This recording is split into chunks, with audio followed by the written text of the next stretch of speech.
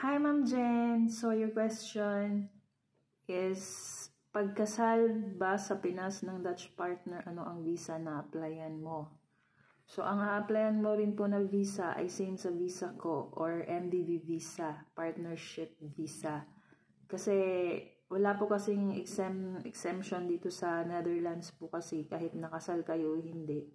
Kailangan pa din mag-take ng exam or MVV visa kung gusto niyo magstay longer dito sa Netherlands or stay forever. Kasi dito sa Netherlands, kahit po kasal kayo o hindi, same lang talaga yung proseso. And tulad ko dati, akala ko kapag kasal sa Pinas or sa Netherlands, hindi na kailangan mag-exam pa ng A1. Pero kailangan pa din pong mag-exam. So, kailangan mag-aral po kayo ng Dutch. Mga basic lang, mapapanood nyo sa YouTube, tsaka yun, sa Duolingo, pwede kayong matuto dun sa Duolingo app. And yun, kailangan ng, kapag ready na po kayo at medyo may alam na kayo, yung partner nyo or husband nyo po, magbabayad muna siya para sa exam nyo. And then, yun, magre-reply sila. Then, saka kagagawa ng schedule doon sa Dutch Embassy para sa desired date mo kung kailan mo gustong mag-take ng exam. Kasi may friend din ako, nakasal din siya sa Dutch partner niya, Dutch husband niya na taga Bohol. Kasal na siya, pero nag-exam pa din siya. So, medyo mas matagal nga yung proseso niya kaya sa akin eh. I mean, kasi siya, papunta pa lang siya dito sa Netherlands.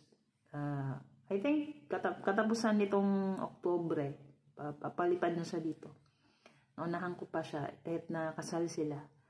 So, yun din ang akala ko noon na kapag kasal na, hindi na kailangan ng exam. Sinabi ko ngayon sa partner ko dati, sabi ko na, pakasal na lang tayo dito sa Pinas kasi ang hirap naman ng Dutch aralin.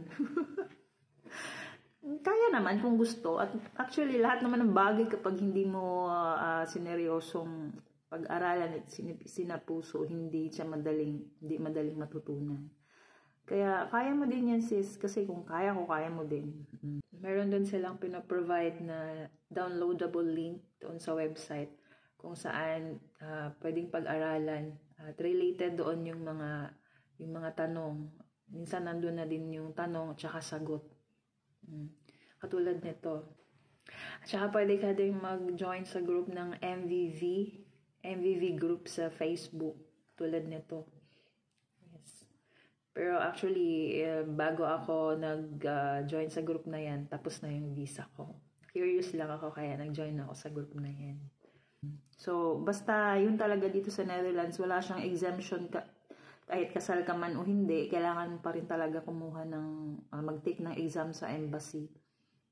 Kaya ang unang gawin ng asawa mo, magbayad mo na siya sa IND or Duo para doon sa exam. Kasi babayaran yung exam eh. Nasa, I think, 100 euro, 100 something. And then, yun na nga, mag-schedule ka na, mag-email ka doon sa Dutch Embassy sa Manila para mag-exam ka, pupunta ka doon. Then, hintayin yung result for maximum of 8 weeks. Pero yung akin, ano lang siya, 2 weeks. Yung iba naman, 1 week lang. So, ganun lang sis. Kailangan talaga mag-aral, mag-exam. Pero hindi naman ganun kahirap yung exam kasi it's about knowledge about the Netherlands. Simple lang. Tsaka, konting conversation lang. Dutch conversation, ganun.